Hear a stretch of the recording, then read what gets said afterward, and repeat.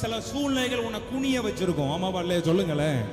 சில சூழ்நிலைகள் உன்னை வந்து ஆட்டி படைச்சிருக்கும். கரெக்டா இல்லையா நான் சொல்றது? எத்தனை பேர் அப்படி கடந்து போயிருக்கீங்க? அவங்ககிட்ட கை பேர்த்துங்க.